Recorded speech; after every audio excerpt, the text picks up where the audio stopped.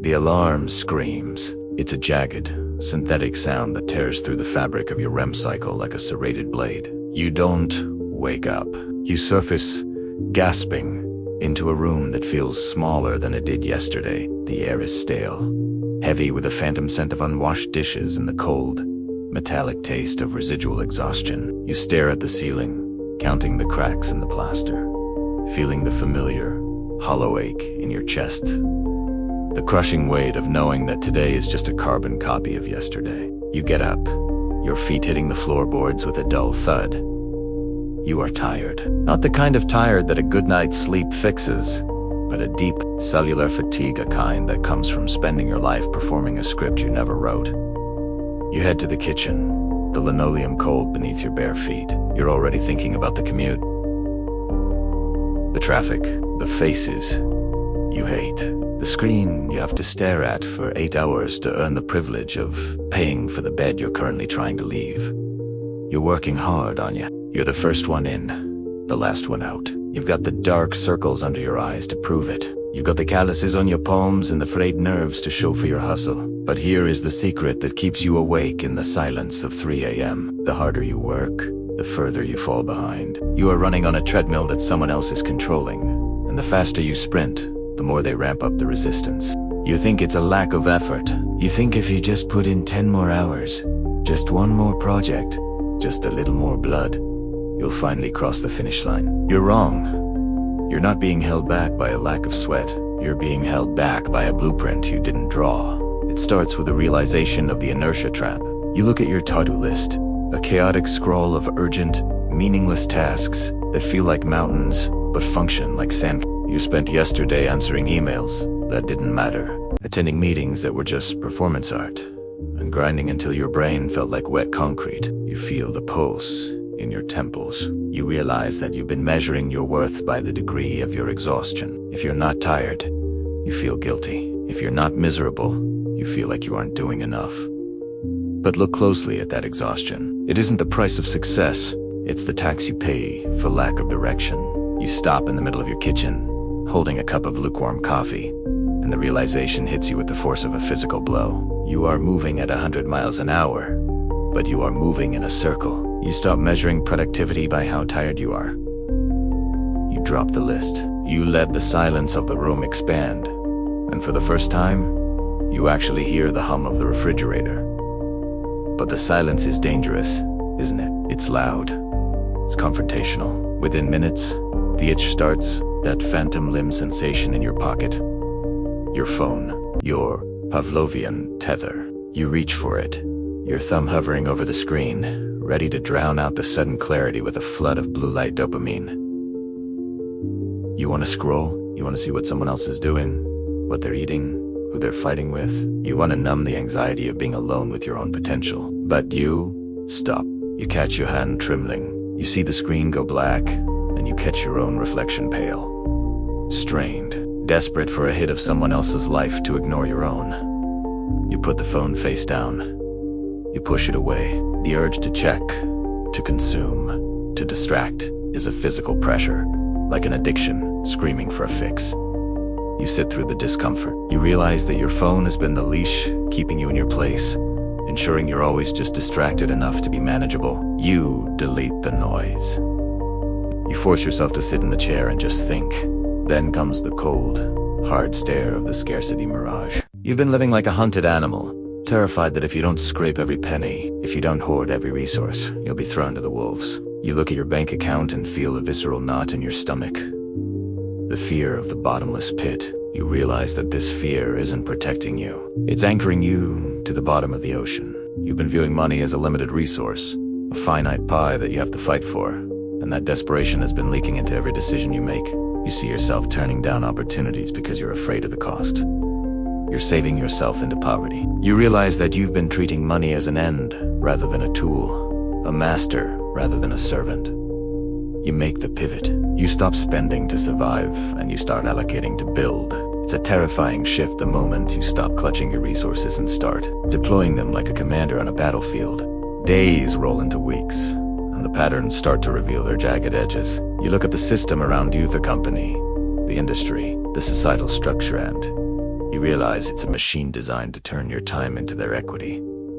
You've been playing by the rules of a game where the house always wins. You start auditing your life like an external investigator. Where does your energy go? Where does your time evaporate? You find the bottlenecks. You see the places where you are trading your life force for a wage that never keeps pace with reality. You realize that you aren't an employee. You're a line item on someone else's spreadsheet. You stop asking for permission. You stop waiting for a promotion that is never coming. You start looking at your own labor as a commodity that is being vastly undervalued. You are the engine, but you've forgotten how to drive. The change moves deeper, sinking past the logic and into the marrow. You begin the subconscious audit. You look in the mirror and you see a ghostly version of yourself that accepted the 9-2-5 narrative as a moral obligation. You hear the internal whispers. I'm not the type of person who makes big moves. I'm not built for risk. I'm lucky to have what I have. You realize those aren't your thoughts. They are the echoes of a society that needs you to stay small. You begin the uncomfortable work of digging them out. You visualize yourself differently, not as someone grinding for a paycheck, but as an architect constructing a foundation. You treat your own subconscious like a piece of software that has been corrupted by years of malicious programming. You start the reboot. You feed your mind with the language of agency and ownership. It's messy. It's exhausting. There are days you want to crawl back into the comfort of the grind, but you refuse to go back to the factory floor of your own mind. Now, you hit the wall. The leverage pivot. You are working smarter, but you're still limited by your own physical stamina. You're trading hours for dollars, and even at your most efficient, there are only 24 hours in a day. You feel the ceiling pressing down on you. You realize that you cannot win by being the hardest worker in the room. You have to change the game entirely. You start looking for leverage. How can you detach your time from your output? You look at your skills, your insights, your unique perspective, and you start packaging them into systems. You build, you create. You leverage technology, influence, and architecture to create assets. But don't sleep when you do. It's a shift from being a bricklayer to being a designer. You're no longer just moving weight. You're building the structures that hold the weight up. Your life begins to feel like a high-stakes game of strategy. Every move is calculated. Every action is designed to compound. But with this clarity comes the isolation. The calculated hermit face. You look around at your circle, the friends, the peers, the colleagues who are still trapped in the inertia trap, and you realize you no longer speak the same language. They want to vent about the office. You want to talk about systems. They want to complain about the economy. You want to talk about opportunities. The disconnect is agonizing. You feel the loneliness of the mountain peak. You have to make the choice. Stay in the valley where the air is thick with excuses, or climb higher where the air is thin and cold. You choose the climb. You distance yourself from the noise of the mediocre. It's not about being better than them. It's about acknowledging that you are on a different trajectory. Your circle shrinks, and for a while, it hurts. But then, the space begins to fill with something else. A razor-sharp focus. You are no longer diluted by the insecurities of the people around you. You are hardening. Then comes the moment of pure, unadulterated terror. The reality architect. You've burnt the bridges. You've abandoned the safety net. There is no boss to tell you what to do. No schedule to follow. No validation coming from a quarterly review. The void is absolute. You wake up, and the entire day is yours, a blank canvas that is just as likely to be a masterpiece as it is a train wreck. This is where most people turn back. They look at the freedom and they see a prison because they don't know how to exist without a warden. But you don't turn back. You lean into the vertigo. You realize that this instability is the only place where true growth happens. Uncertainty isn't a threat. It's the raw material for your creation. You stop predicting the future, trying to calculate every variable, and you start building it in real time. You are the architect, and the world is your site. You are no longer playing defense. You are strictly on the offensive. You find yourself in the stage of the invisible engine. You have success, but the old hunger is gone. You're not chasing money to prove a point anymore. You're not looking for the approval of the people who doubted you in level 1. You look at your bank account and realize it's just a scorecard for a game you've already mastered. The ego, once a roaring fire that consumed everything, is now a pilot. Letuseful, controlled, contained. You are operating from a place of radical detachment. You see the world clearly, stripped of the layers of anxiety and projection. Your work is no longer about survival. It is about expression. You've moved past the struggle. The grind is a distant memory, a story you tell about someone else. Someone you used to know, someone you left behind in the factory. You are producing value, and the value is generating its own momentum. Finally, you reach the summit, the sovereign identity. You stand at the threshold of a new reality. The goal was never money. Money is just the byproduct, the inevitable exhaust of a life lived with total autonomy. The goal was always the sovereign right to own your own attention. You have no boss. You have no phantom anxieties gnawing at the back of your brain. You have no grind. You are the architect of your own existence.